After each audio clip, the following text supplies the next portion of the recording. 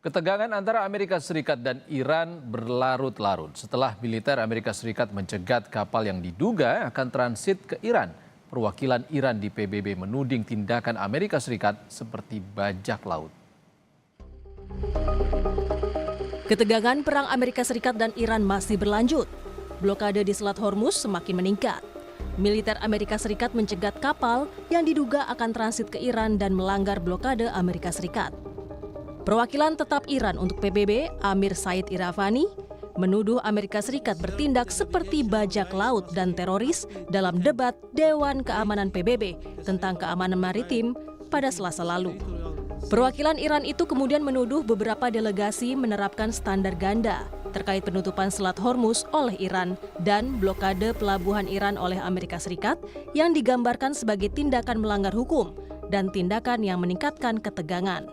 They assert the navigational rights must not be threatened, but deliberately ignore the United States' unlawful action, including the imposition of maritime blockade and its recent terrorist attack on Iran's commercial vessels, the conduct that bears the hallmarks of piracy and hostage-taking, and act like a pirate and terrorist group.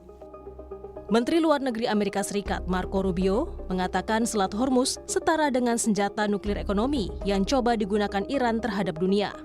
Menurut Rubio, Iran membual tentang kemampuan mereka menyandera 25% energi di dunia.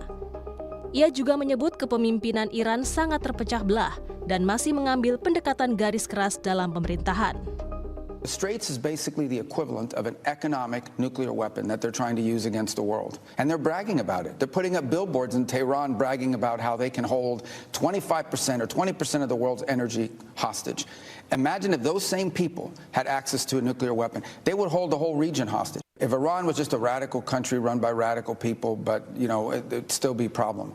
But they are revolutionary. In essence, they seek to expand and export their revolution. Not just what they do in Iran. That's why they're with Hezbollah in Lebanon. That's why they've supported Hamas. That's why they've supported the militias in Iraq. Perang Iran dengan Amerika Serikat dan Israel diprotes banyak negara termasuk Inggris.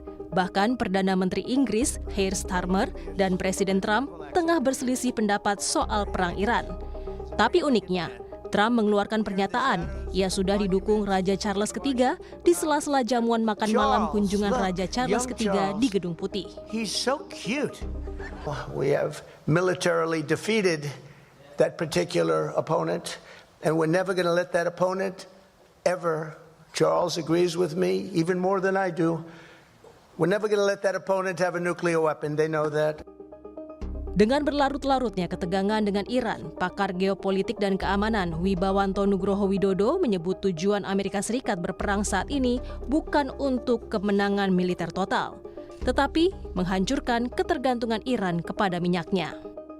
Jadi cara pikir Amerika itu adalah cara pikir yang close switch ya, bahwa tujuan dari peperangan itu salah satunya itu adalah mematahkan enemy will gitu. Jadi semangat berjuang, semangat untuk berperang itu sudah tidak ada lagi. Caranya gimana? Presiden Trump saat ini karena kemarin itu belum berhasil untuk meruntuhkan rejim dengan high intensity konflik ya, yang pertama kali dilakukan sejak 47 tahun terakhir. Sekarang caranya itu bukan untuk mencapai kemenangan militer total, tetapi untuk menghancurkan center of gravity dari Iran. Apa itu? Yaitu ketergantungan Iran ya kepada minyaknya, produksi dan ekspor minyak sebagai tulang punggung ekonomi. Para pemimpin Eropa saat ini semakin khawatir ketegangan yang muncul dari agresi Amerika Serikat yang tidak beralasan di bawah Presiden Donald Trump terhadap Iran. Itu dapat meningkat dari guncangan ekonomi menjadi krisis politik yang lebih luas bagi Uni Eropa.